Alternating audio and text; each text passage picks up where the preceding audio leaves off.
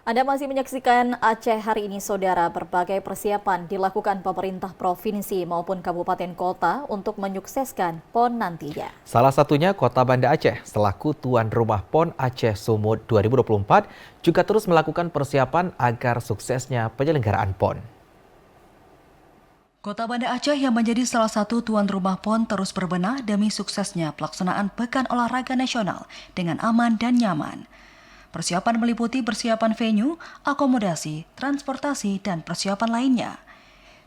PJ Wali Kota Banda Aceh Adi Surya menyampaikan bahwa Kota Banda Aceh sudah mempersiapkan segala aspek relevan untuk menyemarakan PON ke-21 Aceh Sumut, termasuk persiapan pariwisata yang dibungkus dengan nilai-nilai syariat Islam yang menjadi kearifan lokal Provinsi Aceh.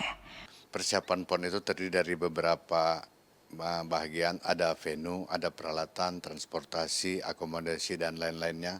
Tapi secara umum kita sudah siap sekitar 80-90% untuk pelaksanaan PON di tanggal 8 September nantinya.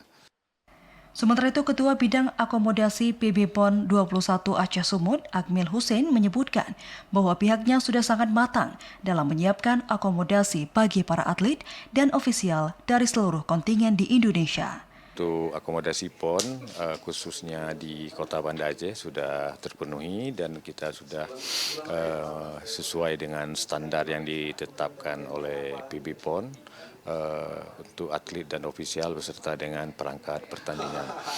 Dengan jumlah yang harus kita siapkan termasuk dengan VVIP, VIP, atlet, ofisial, perangkat pertandingan lebih kurang 13.000 lebih. Alhamdulillah sampai dengan saat ini sudah terpenuhi.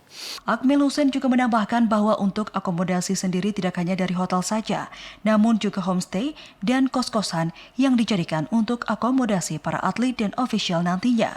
Bahkan juga diperlukan beberapa rumah warga pun akan digunakan sebagai sarana akomodasi para kontingen PON dari seluruh Indonesia. Tim Liputan TVRI melaporkan.